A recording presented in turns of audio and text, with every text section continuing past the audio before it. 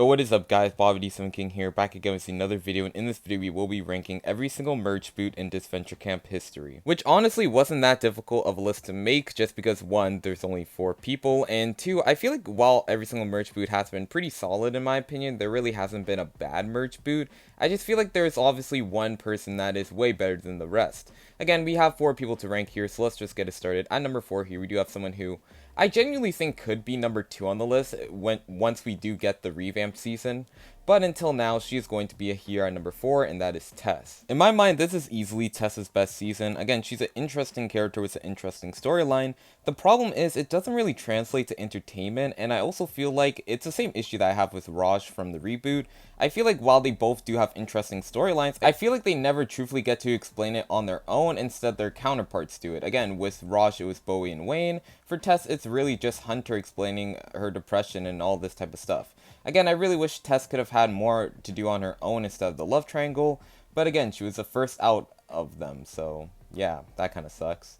To be honest, I don't have that much else to say about Tess. I think that she's a good character with potential on this season, but again, not enough entertainment to boost her any higher on the list, so she's here at number 4. Coming at number 3, we have a character who I think you could debate should be number 4, but again, I feel like she actually does get stuff to do on her own, and that is Ashley. And I think the main criticism with Ashley that everyone has is the fact that she is so tied down to Jake, a character that was really annoying during All-Stars. But I feel like once you push that side away, which obviously is a big thing to push, I feel like she actually is a really likable character on the season. Actually, maybe not likable is the right word, because again, her stuff with Fiore got really repetitive. Again, I understand holding a grudge against Fiore, but I feel like her constant bashing of Fiore just became really repetitive and not even fun to watch. What is fun to watch though is when she does crash out at Jake and Allie. I think that's a really funny moment. Honestly, just seeing Ashley crash out in general is just really funny because her accents, I don't know, I just really like Ashley's voice, so that's probably why. Also, the time where she explains the fire and how her farm burned down, obviously a very sad scene and obviously a very compelling scene to watch. I really like the line where she just says, "Daddy gave me quite the ass whooping," which honestly, I audibly laughed because it's really funny. Again, her accent's really great. I love her voice. And honestly, yeah, that's pretty much it. I love her one-liners. I love when she crashes out. I love her backstory. She's also really hot, so that really does boost her on the list, honestly. Again, 3rd place is probably as high as she's going to get. And to be honest, if Tess is better in Season 2, the revamped, I do think she's probably going to fall into dead last. So yeah, she's here at number 3. At number 2, the only slight debate for me on the list. Again, I really love these 2 characters, but I think at number 2 here, we do have a character who I kind of relate to less, and also find a bit too overwhelming with her voice, especially during episode 1, and that is Gabby. And outside of episode 1, where her voice was just really annoying, I really actually like Gabby throughout her entire run of season 1.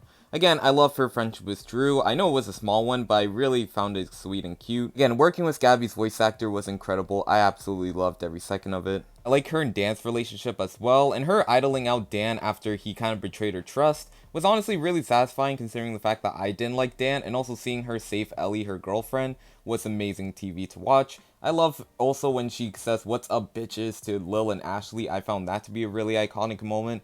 Again, Gabby's full of iconic moments during season 1. Also, her relationship with Gret, and I know that Gret was really mean to her, but seeing Gabby at least get revenge at first was really fun to watch. And overall, Gabby was just a really likable character during season 1. Again, I really don't have that much complaints about her, just her voice in episode 1. And outside of that though, she is iconic, and I love her relationship with Ellie during the season as well. And honestly, just in general, Gabby was just really funny during the season. So yeah, she's here at number 2. Coming in at number 1, I mean, to be honest, expect this season to really be number 1 for a good majority of Disventure Camp rankings, and that is Benji. And I absolutely adore Benji. Again, I know I'm more in line to support the villain characters or the more antagonistic figures, but if you're a heroic character and I love you, that means something. Again, Benji is really funny. I absolutely adore every interaction that he's in. Again, I love his relationship with Hannah. I ship him with Tristan. I love his dynamic with Zayd, and Diego was underrated in my opinion. Again, Benji provided a lot of comic relief on the red team. I was rooting for him during his arc of wanting to be taken more seriously. Again, obviously the idol stuff blows up in his face, and I did feel bad for him there, but just in general, Benji was a player that actually had a lot of good reads on the game, and I think that really does go unnoticed because, again, socially he wasn't the greatest in the world, but again, he was so charismatic that I just loved him anyways. Again, his arc of wanting to be taken more seriously was by far my favorite part of Benji, because it showed more of his serious side aside of him wanting a different path in life, just in general,